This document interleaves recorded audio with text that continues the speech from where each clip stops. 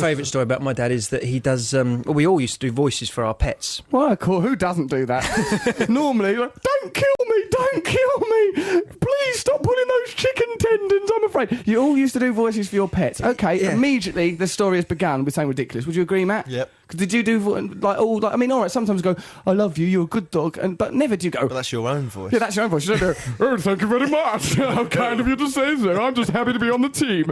Team Lock is the best family there's ever been. So what is it? I can't, Trev, then elaborate, mate. Well, we had a dog called Bessie, and then she had a son called Jacob. She had a son of the Bible. Jesse begat Jacob, who begat Seth.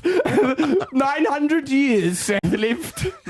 So what would happen was that Bessie had her own voice, and it would be something like that. What did she have? She had her own voice. She printed a pamphlet above a pub in Hackney, distributed among local anarchists. She was pretty cross about the death of Blair Peach. We used to talk to each other through Bessie, so Bessie was. What? They just talk to each other? Yes. Was she a medium? Yeah, Bessie? a bit like that. Yeah. So Bessie, would you mind telling Daddy to stop farting in front of our friends? Yeah, sometimes it would be like that. Because if Dad did a big one, sometimes Bessie would, get woken up and then. What did you pick up? He used to wake the dog up. Yeah, and so me or Eleanor would do Bessie's voice and go, "Oh, Dad, you woke me up." Oh my God! I remember when I came home from university the first time, Jacob was alive then, and Jacob was still with us. He was a barrister. I remember that stage. He was just doing his exams for the bar. So Dad opened the door, and Jacob came running up, and then Dad didn't say anything to me, but Jacob did through Dad. So your dad, instead of addressing you directly, his own son. Yeah, so he'd go, "Oh, hello, Trev, how are you?" He had a speech impediment, did he?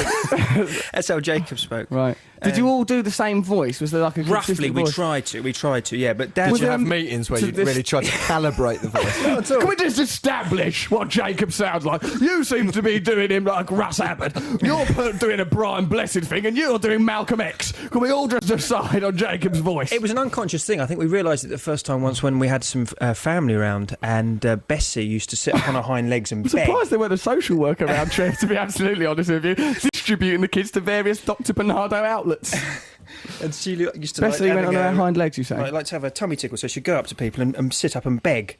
And she's only little Jack Russell, and she went... Was that where you got your neck scarf? Well, so what? Oh, touch my tummy! Yeah, that's what happened. She did it to a distant relative came round, and we were sitting round after... Was it an ogre from Cornwall? And they were from the well-to-do part of the family. And they must be ashamed. She didn't notice Bessie had sat up and was begging in front of her. My dad turned to her and just went, "Yeah, I want my tummy tickled." Dear, oh dear, Team Lock. And then what happened then, Trev? Well, she looked at my dad really with a look of puzzlement, really. Or disgust, was it? And then Eleanor had to explain that he was talking about the dog. And he was, right. Not himself. Please don't judge Bill on that. Important family business get done through the pet thing? Because it sounds like you're all scared to actually communicate with each other. That's exactly what it sounds like. They can't talk to each other. Yeah. Trevor's got in trouble at school. Mummy and Daddy love each other very much. But sometimes you get urges as a grown-up. Daddy's going to be living in the garden for a while. Don't look at me, look at Bessie. Bessie's talking. Look at Bessie now. Ignore the tears trickling down my face. Ignore the spraying saliva as I try to communicate. Lock, your family was tragic. Why don't we lose ourselves in animal nitrate and try and forget Trev's childhood? We're talking about the animal nitrates like the noxious gases of Trevor's childhood.